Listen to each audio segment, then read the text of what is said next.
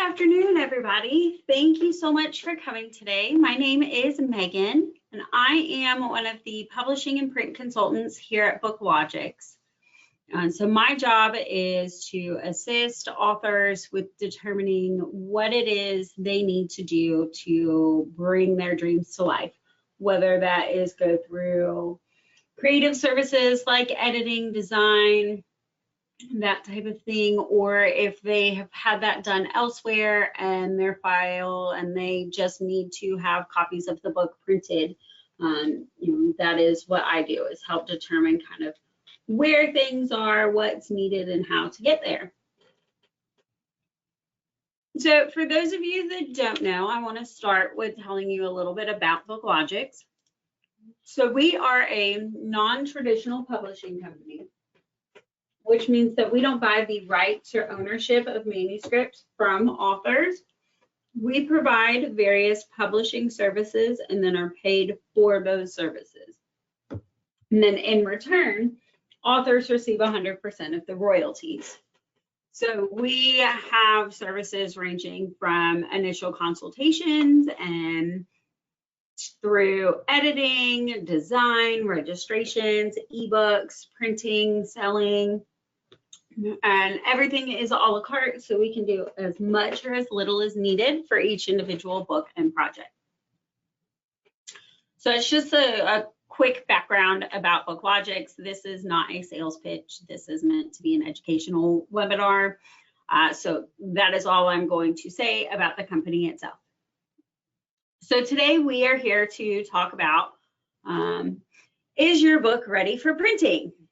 So let's take a look at kind of what that means and how do you decide if your book is ready to go to print or if you may need some additional support.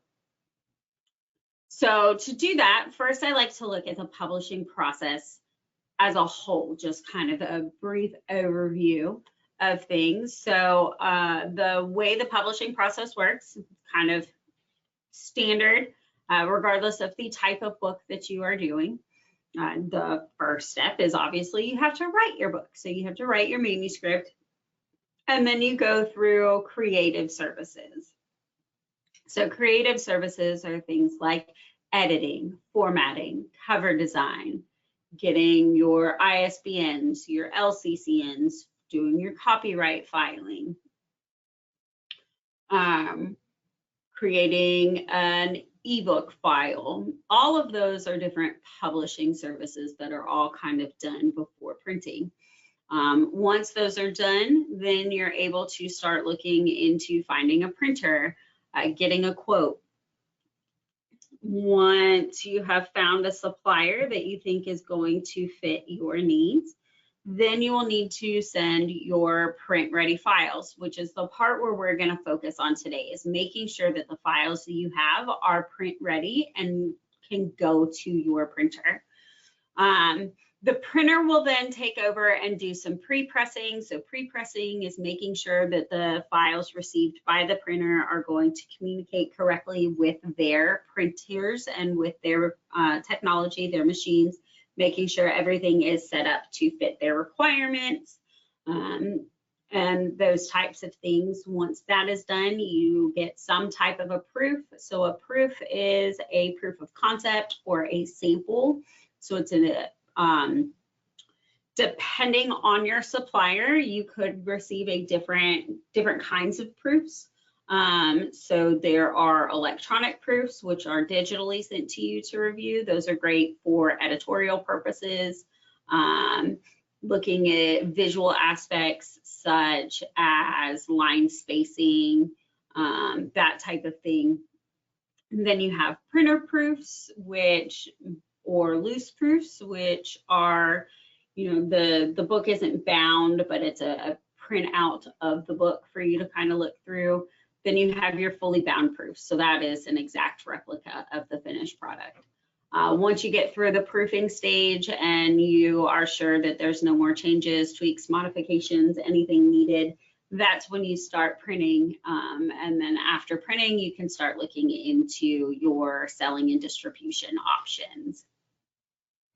Okay, so I'm going to go through kind of the process itself. So what I mean by that is we're going to go in order of the process. So the first thing we're going to look at and making sure that all of your files are print ready and that everything is ready to go to production is the first thing you need to do is you want to look at all things text related.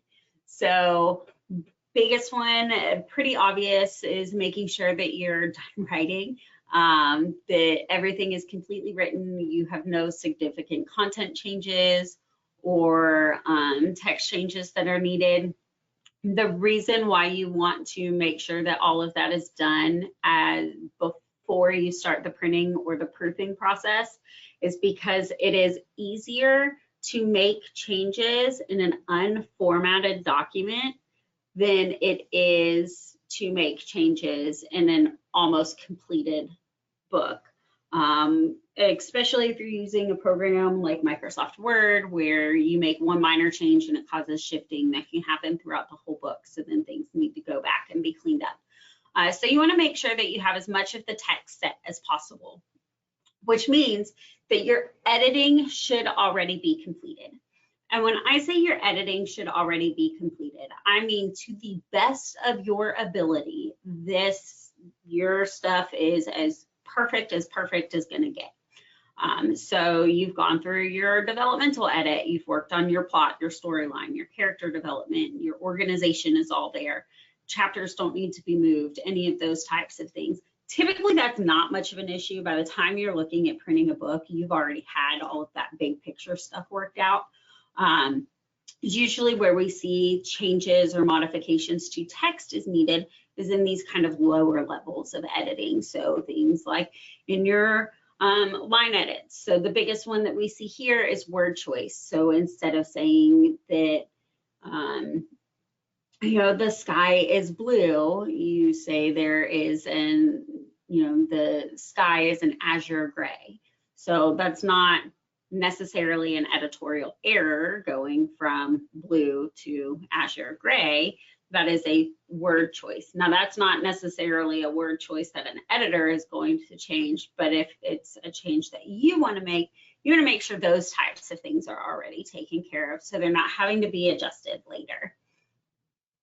You want to also look at things like spelling, punctuation, making sure that everything is set up per whatever style guide you are using for grammatical purposes.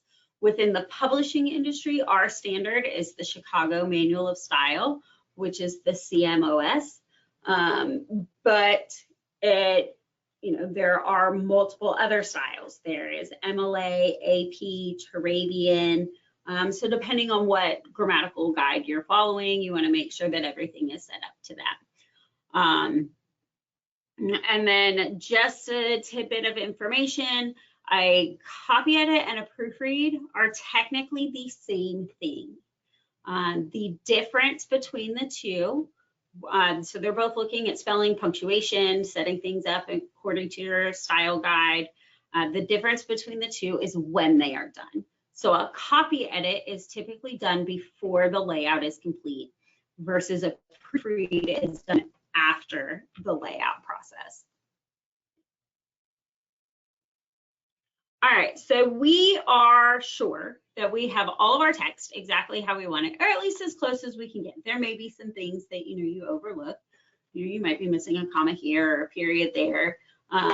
But for the most part, we're all happy with the way that our story is, where all of our edits are done, that type of thing. So now we move from the text stage and you move into the design phase. So within the design phase, I want to talk about the different programs used to actually create a book, so to design and format it.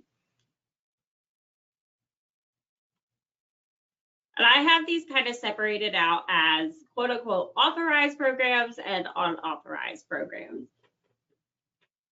So an authorized program is what we consider standard across the industry. So it's going to be what most of the designers are using. So you have Microsoft Word, which is great for any book that is all text or primarily text. It's super user-friendly. stuff you can do at home. You know, so Microsoft Word is a great program. Then you have your Adobe Suite programs. So the main three Adobe Suite programs are Photoshop, InDesign, and Illustrator. Photoshop is probably one of the #1 used programs for book covers. It is great for anything that is very design heavy, anything that you're working from scratch. If you're working, you know, from a digital platform or maintaining a digital platform versus translating to a printed page later, you know, Photoshop is great. Like I said, it's often used for covers. It's used for illustrations and all sorts of other different things. InDesign is a great program for formatting and layout, doing the inside pages of the book. So it's good if you have, if you're starting to gain in imagery. So if you have little to no graphics or photos or anything, you know, Microsoft Word is going to be probably your best friend. But if you, as you add design elements and you get more and more imagery or graphics and those types of things, then you want a program that is designed for that type of work. So that's when people typically switch over to InDesign. Technically, you can use other programs. So Illustrator is one that you don't see used as often, but it is one of the Adobe programs. So it is, you know, what we would consider an authorized program. Some people still use Microsoft Publisher. That is totally fine too. You can do that. There is also a website, bookdesigntemplates.com. It's created by Joe Freelander. You can go and download and pay for, you know, templates and then kind of plug and play to do your own formatting. So you want to make sure that you're using appropriate programs for what you are trying to create. And then there are a couple of programs that I recommend that you steer clear of when you're trying to actually design and put together your book. So the first one is any photo book site. So anything like Blurb, Shutterfly, Snapfish, any of those kind of things. They are amazing websites. Don't get me wrong, I use them all the time, but they are only meant to be used for their platform. So if you create a children's book and you do your entire layout on Shutterfly so that you can, you know, piece all your different elements together, you can get that original like sample book, you know, just order it from Shutterfly. It's quick, it's easy, you get to plug and play, do it all yourself. Well, now the problem is there's no way to pull your file from Shutterfly. So you did all that design work, but now Shutterfly is the only one that can print your book. In order to have that book created elsewhere, you're either going to, somebody is going to have to redo all of that graphic and design work that you did in Shutterfly, whether that's you doing it in something like InDesign or you paying a designer to do it. So anything that's going to kind of lock your files within their program where you can't easily export or remove them, you're going to want to try to avoid those types of things. And then I'm always on the fence about whether or not to mention this one or not, but Canva. Canva is growing massively in popularity, and it is a wonderful, wonderful website to use. It has a lot of free elements and it allows you to do a lot of things yourself. The downside to Canva is it was not initially designed for printing. Yes, it does have different print stuff now, and as it grows and develops, it does add more. But because that was not its initial intention or what it was, its initial use was, it doesn't always translate well from what you're doing on a computer screen to a physical page. Digital use and digital design is different than physical printed. So I would be very careful if you're using any of these types of programs. I would also make sure that if you have a supplier lined up or someone in mind, that you talk to your supplier and see what their thoughts are. Maybe they have experience with certain programs and they can tell you, any tricks or hurdles that they may run into. So once we figured out, all right, we got the text, now you've figured out what program you're going to use to design everything. Now we have to start looking at the actual design stuff. So things to consider well in design are your book size. So book size is really important. One, because obviously it's going to determine the size of your product, but different genres have different kind of standards or commonly used sizes. So you want to take a look at those types of things. Book size, you also want to keep in mind who your target audience is, and the usability or intent of use of your book, as to kind of trying to figure out what it is that you're trying to do, what it is you're wanting to create. And the book size will also impact kind of your print costs later on down the road, and those types of things. So we'll talk about that a little bit more later. So you're also going to want to think about your binding type. So binding type is going to affect a lot of different things. Binding is going to be whether it's a traditional soft cover paperback book. Is it a hardcover? Is it spiral bound? Is it saddle stitch? So saddle stitched books are held together with staples. Typically, you see these with like pamphlets, booklets, brochures, children's books, those types of things. But binding type sometimes has its own specific requirements. So, for instance, saddle stitch books, because of the nature of how they are produced, one, they're being held together with staples. Now, they are very high quality staples and they are very durable, but they are still staples. So you can't have a very high page count. Typically, those books are going to kind of cap out at like 24 pages. They also, because of the way that the pages are printed, essentially you print on a large sheet of paper and then fold it in half to get your saddle stitched booklet. So because of that, you end up with 4 sides to every sheet of paper. So your page count has to be divisible by 4. Otherwise, you're going to end up with blank pages somewhere. A traditional paperback book typically has a minimum page count of 20 pages to ensure that there's enough heft to the paper for the glue to hold for the spine. So things like that is why you want to consider your binding type, making sure that you're going to meet any potential requirements for the type of book you're wanting to create. So those are the big 2 on here. Obviously, when you're thinking of the finished product and you start getting into talking to your printer, you're going to want to think about things like paper. Do you want coated or uncoated? Do you want white or cream? Does it need to be a thicker paper, or can you use like a thinner paper, and those types of things? Your things like your page number, the number of pages is going to affect like your production cost.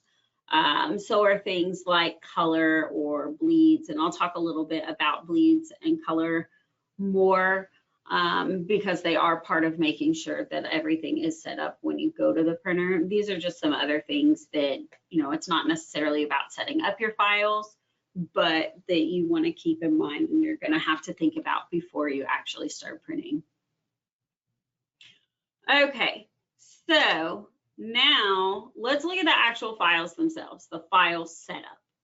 Are your files actually being set up correctly? Some of these are going to sound really silly, so please bear with me. I mention them because in the 8+ years that I have been doing this, I have had all of these things arise at some point in time. So when you think that you have your files ready, or you think that you're, You're getting everything ready. You're gonna go find the printer. Here's some things. I call this the file setup section. These are kind of your like checklist. Is this done? Is this done? And if you're meeting this checklist, then you are good to go. So does the layout match the finish size? So when a printer is printing your book, they are essentially taking the files that you provide them and printing them. They're not making changes, not redoing things. What you give me, I give you. So if you want your book to print as a 6x9, then your files have to be set up to be 6x9.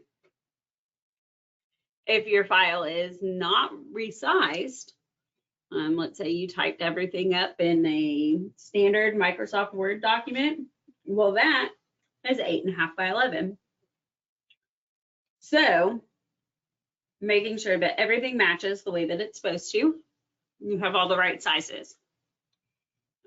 You want to find out from your printer, do they print in spreads, signatures, or single pages? So single pages is just that, it's one page at a time. A spread is the kind of when you open a book, that full across the board, so left side to right side, both pages, would be a spread. And signatures is typically a set of pages, typically a multiple of 16.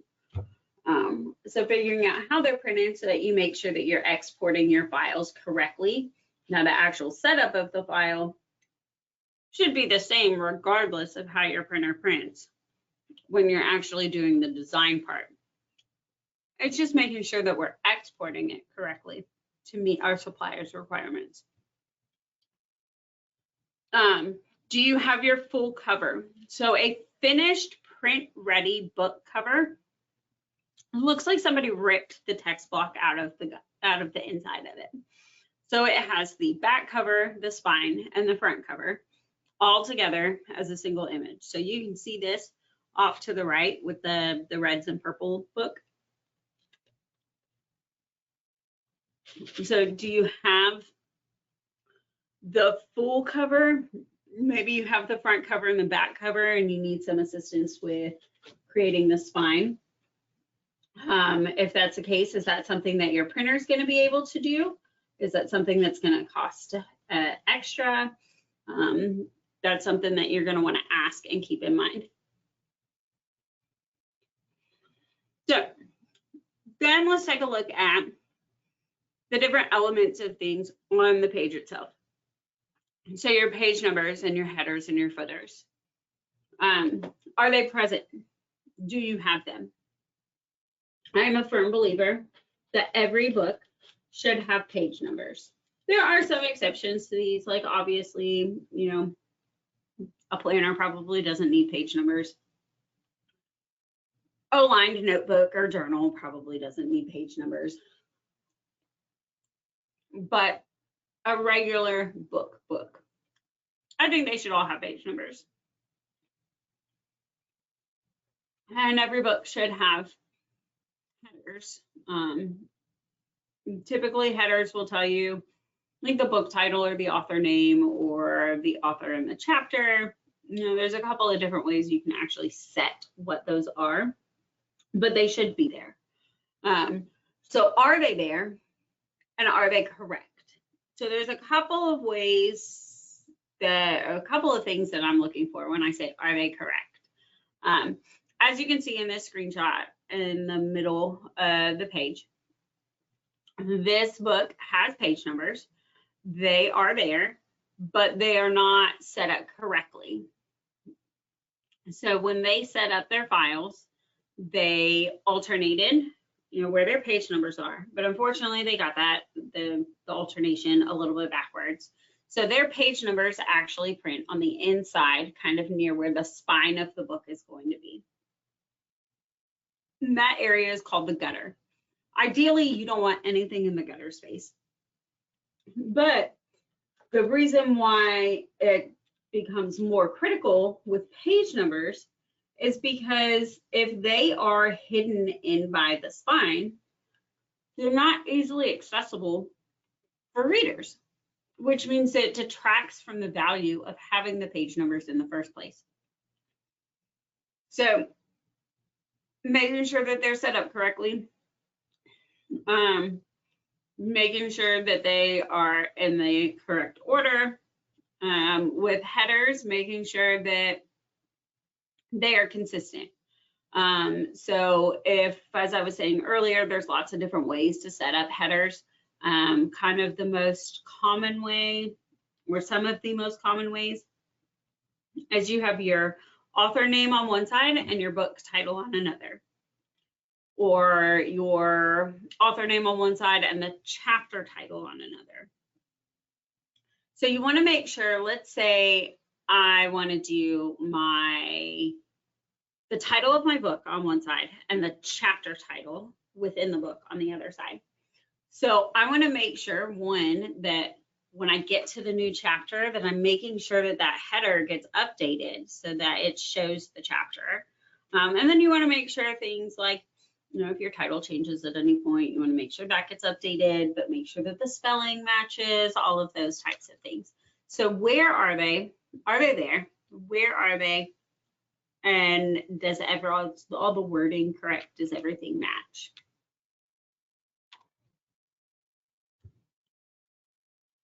Then you want to take a look, some more things visually that you're looking at is your margins.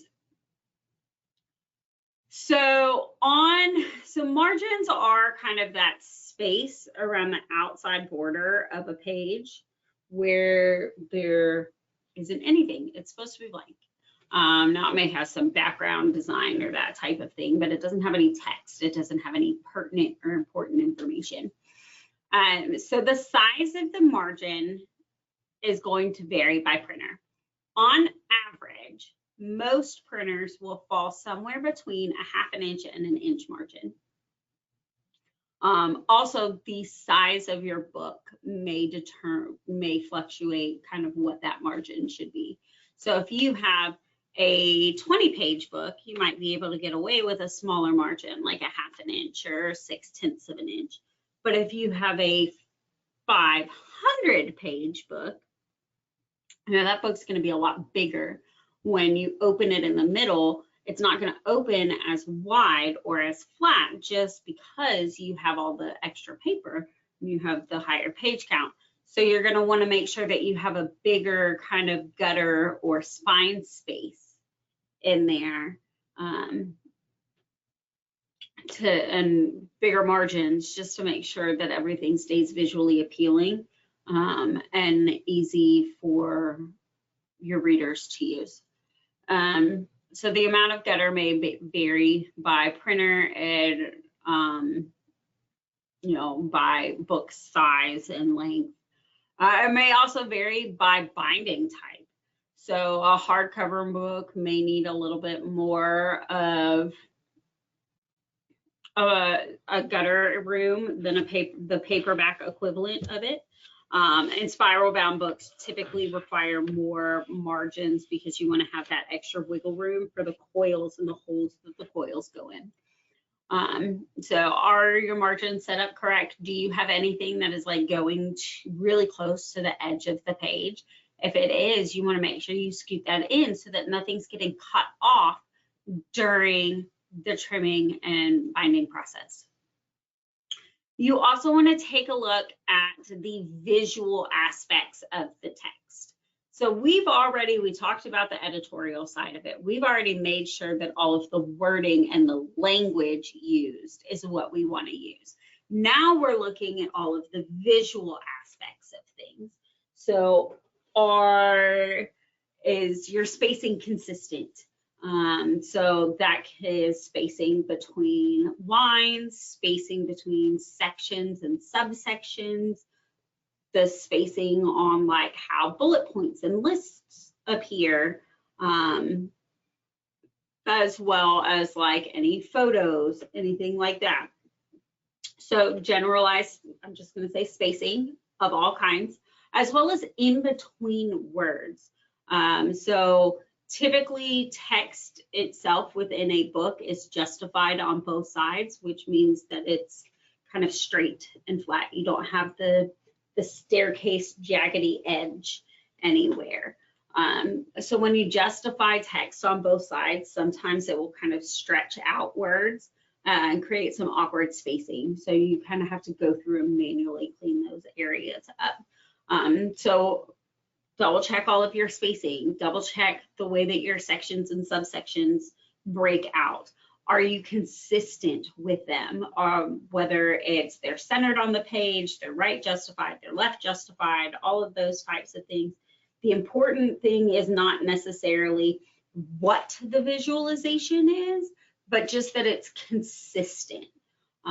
That's the key, is when it comes to the appearance of your text, you want to have a consistent flow. Otherwise, as you're reading a book, if there's something that visually like changes, it can really throw you off. It disrupts your reader. It can take you out of that whole mindset because something is a little awkward. And sometimes you don't even know what's weird. You just, as the reader, you just know something shifted, something's different. You also want to make sure that your fonts and your font sizes are consistent, so that you are using the same font across the board throughout everything. Now, it may be that you have, a title font, a chapter font, a section font, a subsection, a subheader, and those types of things. That's fine, but all of your subheaders you want to have the same. All of your subsections you want to be the same. All of your chapters you want to be the same. So making sure those kind of things match up and are consistent.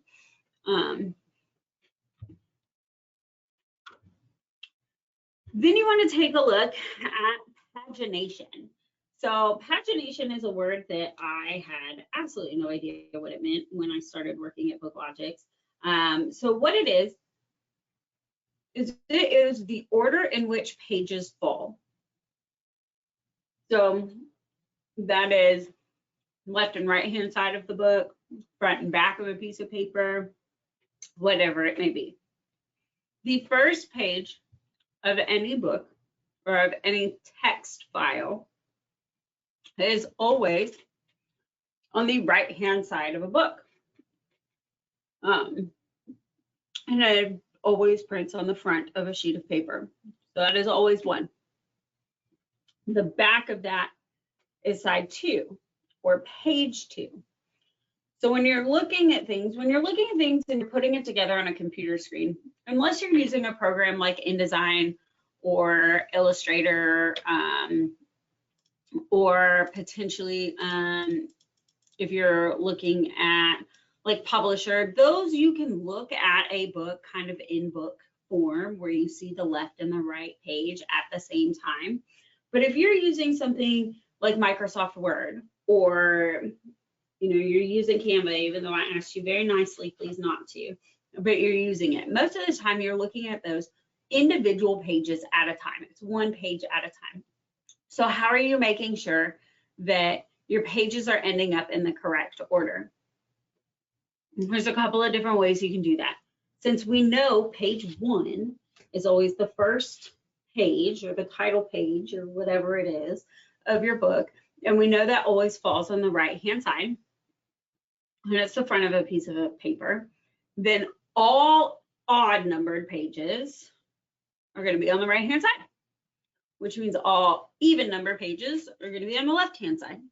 So that's one way to look at it. Or you can physically go front, back, front, back, front, back, front, back to make sure that things line up. And so you want to make sure that everything is kind of where it's supposed to be. So that is things like making sure that the front matter is in order, that you don't have things that appear on the table of contents before the table of contents, making sure that like your copyright page is there, finding the blank pages to push things to the right to make sure that things are falling on the correct side. But it's also making sure that if you have imagery or anything, that it is lining up correctly. So I have some shots, some pictures of a children's book kind of on this screen.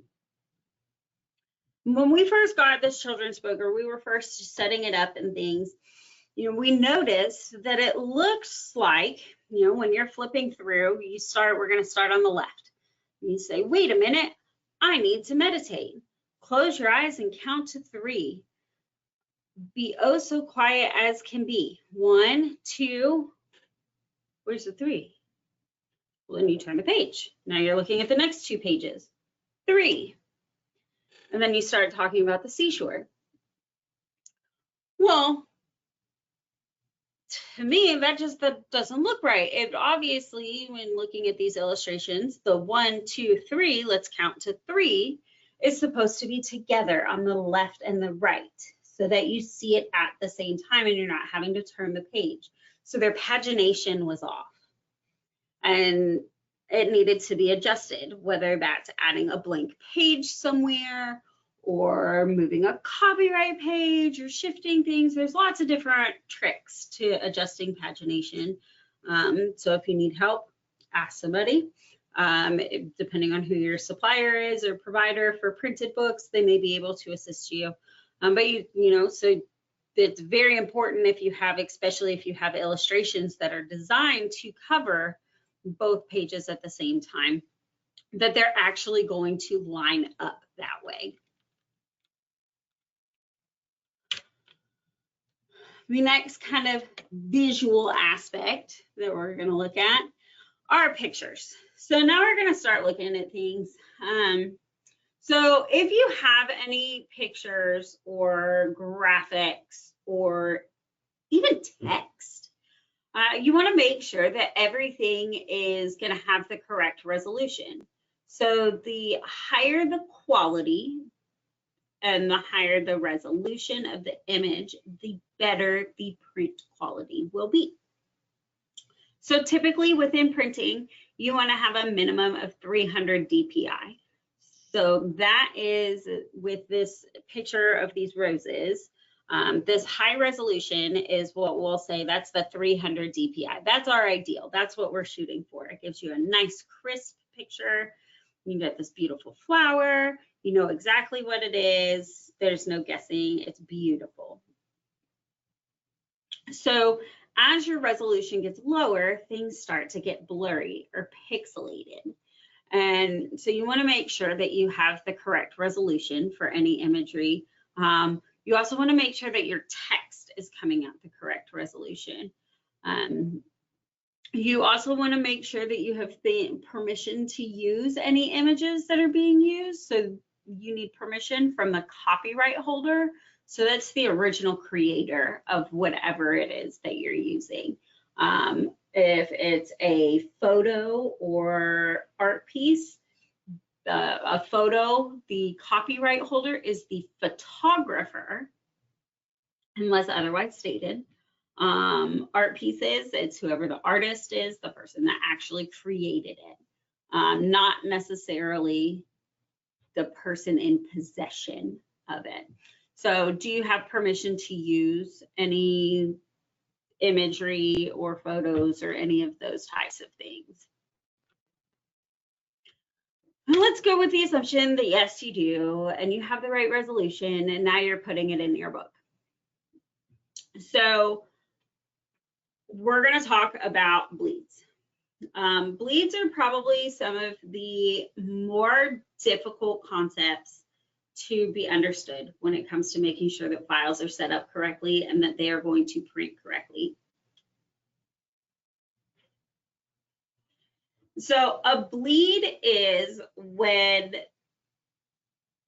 ink or a design or something extends all the way to the edge of the page. So on this, we have the painted rose. Apparently I'm feeling very floral.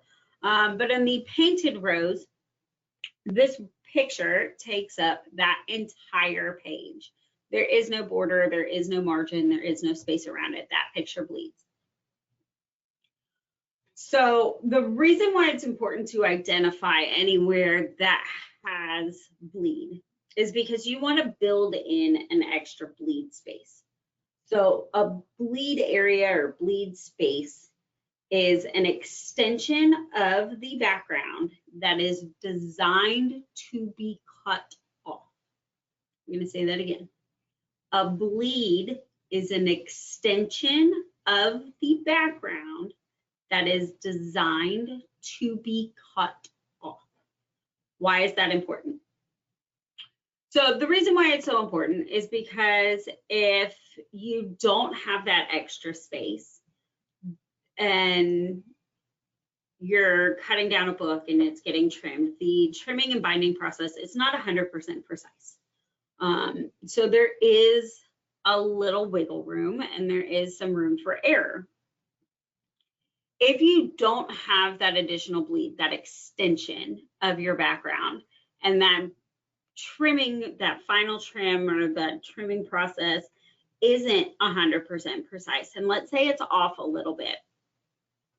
If you look really close at this rose in the middle, you can see there's white along the top and along the left on the outside of that book. So the reason that is visible is because the bleed was missing and the trimming wasn't done 100% exactly on the size of the book. So you risk kind of having that extra white space, or having something having to be over trimmed. You bring it in and now maybe we lose part of this petal that's right along the outer edge because we have to cut in more to make sure that we get all that white out. So if you have that bleed space, then you don't have to worry about any of that. So the size of a bleed will change depending on the printer. Typically, your standard is about 1/8 of an inch bleed on all 4 sides. So if you go ahead and work with that initially, then you should be good to go. And most suppliers, most providers can kind of work with that. But if you have somebody lined up to do the printing, or you have somebody you're communicating with to do the printing, I would definitely ask them what their requirements and expectations are so that you can meet those. Okay, so we've gone over lots of different details, and now I'm going to give you a very general overview of just printing so that you can understand why any of this matters. So there are 2 different types of printing. There is digital printing and offset printing. So BookLogix is a digital printer. That means that we use toner to apply an image to it. Like, toner is a powdery substance versus a liquid ink, and it is applied to the to a piece of paper, and then it is heat sealed onto that paper. So that kind of allows you to get a little bit more vibrant colors. And typically means that you're going to have a little bit of an additional sheen from that heating process. But because of the way that it's done, it's, digital printers use pre-cut sheets that come in typically 3 sizes, 11 by 17, 12 inches by 18 inches, and 13 inches by 19 inches. And all books are printed on one of these 3 sizes. So it gives a lots of flexibility. You can have any page count you want. Now keep in mind, all pieces of paper are 2-sided. So if you don't want blanks anywhere, you want to have an even page count, but digital printers will allow you to tell them you have 23 pages, even though it would be 24 sides. It typically prints multiple books at a time on a single sheet of paper, depending on the size of the book. So remember how we were talking about size is going to impact cost? Well, this is why. Because depending on what size your book is will impact how many copies of a book can be printed at one time. So whether it is printed 1 up, 2 up, or 4 up, which is what these examples are right here. Offset printers use a liquid ink and plates to transfer images to paper. So they use negatives almost. It's kind of like when you used to have your film developed and you'd have the negative and then it gets transposed onto the page. That's kind of how offset printers work, more or less. They use extremely large presses and rolls of paper. And to do all of their printing, they print extremely large sheets. They typically print in signatures. So signatures are when this one, essentially this picture that you're looking at where it shows like the breakdown of all the pages completely out of order. That is one signature. So it's one piece of paper that all those pages get printed on, and then it gets folded a specific way to get those pages in the correct order. And then the different signatures are then bound together. So typically, as like I was saying before when we were talking about binding types and requirements, with saddle stitch books, you have the requirement where the page count has to be a multiple of 4. If your printer prints in signatures, then you have to have a page count typically that is a multiple of 16. Otherwise, you end up with blank pages. So if you've ever picked up a traditionally published book, off of, you bought it from a bookstore or something, and you get to the end and there's like 6 or 7 blank pages and you have no idea why, that's why. It was printed in signatures and the page count didn't meet the requirement to fill up those pages, so they had to put blanks. Each color and signature is going to require its own kind of like negative to transpose from. And the ink is absorbed into the paper, so sometimes it can look a little bit more muted than a digital printer would. And I want to talk to you also quickly about color. So, you know, when we were talking about Canva earlier, and I was saying how, you know, when you're looking at things digitally, it looks one way, and then when you get it on a printed page, it might look a little bit different. A lot of that has to do with color and the way that color is being presented electronically versus printed physically.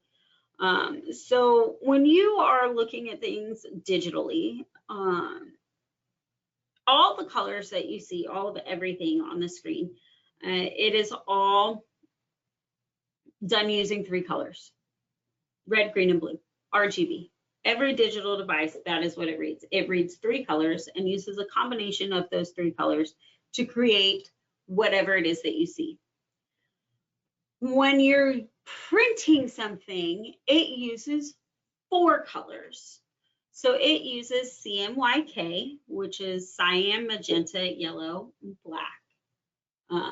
So instead of having 3 colors to create the different shades and hues that you see when you're looking at a computer screen, a physical printer is going to use 4 colors.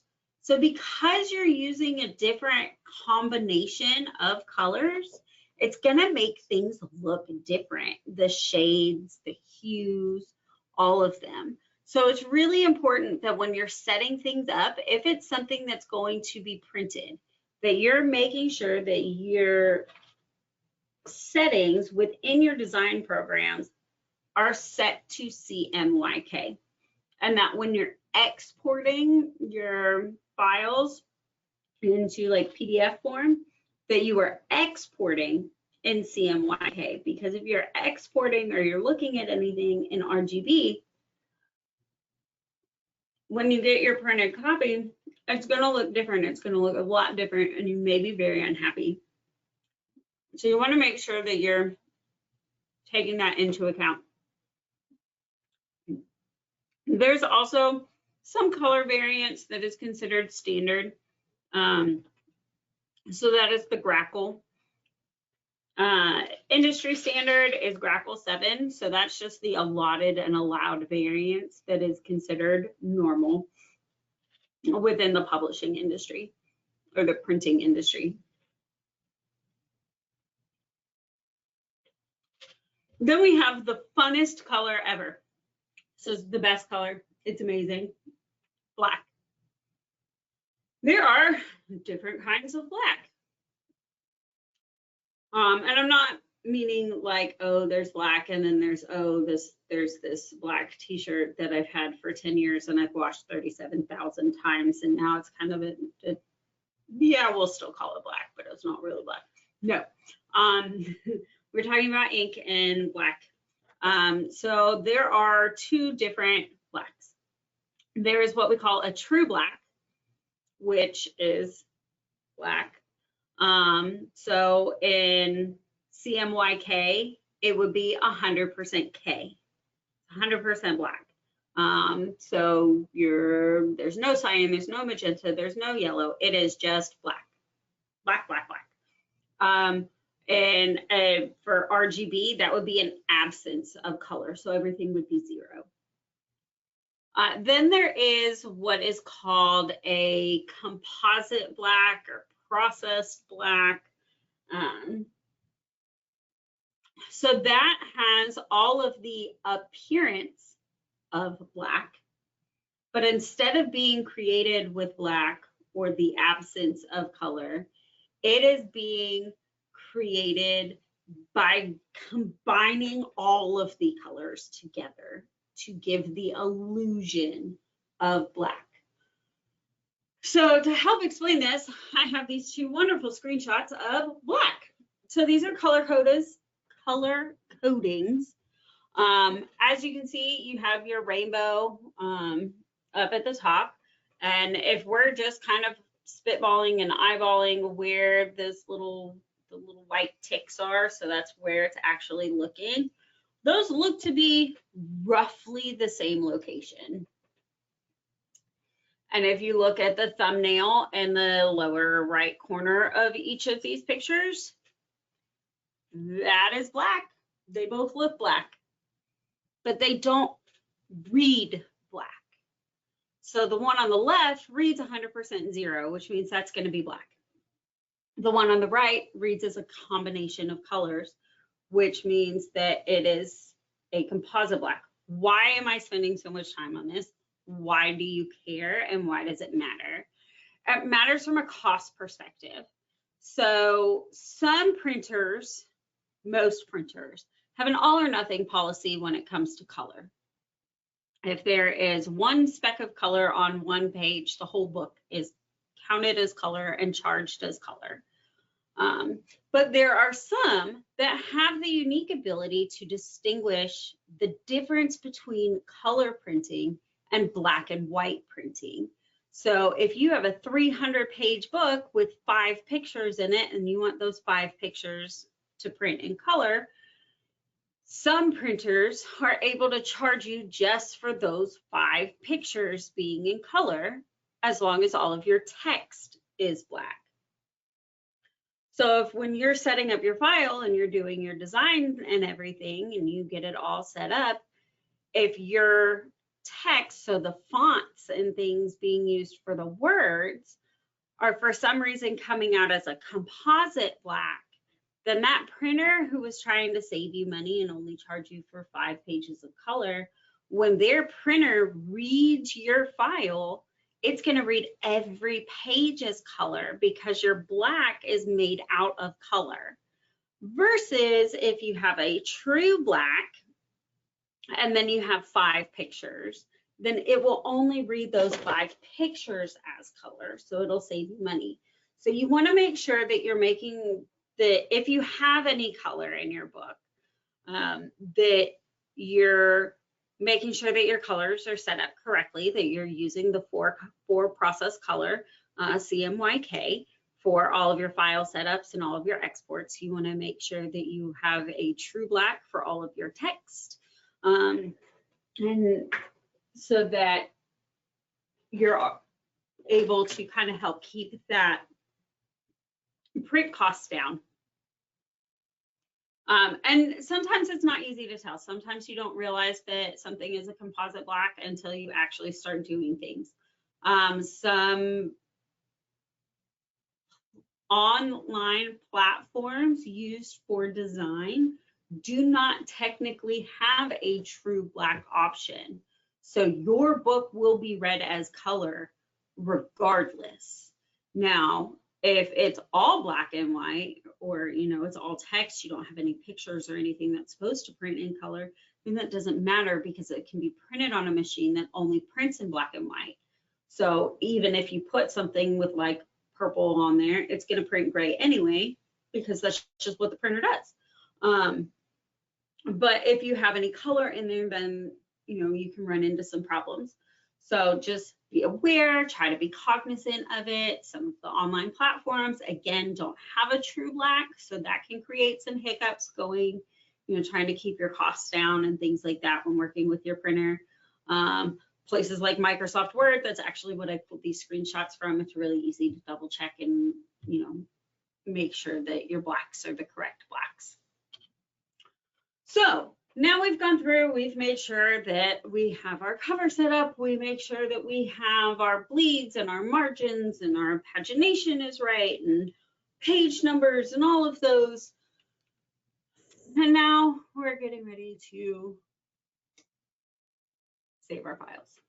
So you want to make sure that you're saving all of your files, that you are embedding any fonts or images. If you're using something like InDesign, you may need to package your files so that the printer is getting fonts, images, links, all of those things in case any tweaks or modifications are needed. If not, you want to make sure that you have your layers there, all of those types of things. So making sure that you save the files correctly is really important. And once you have successfully created a PDF out of whatever program you are using, if you have followed all of those check boxes and all of those lists, then yes, your book is ready to print and you can call your printer. And that concludes my presentation. Do you guys have any questions, comments, concerns?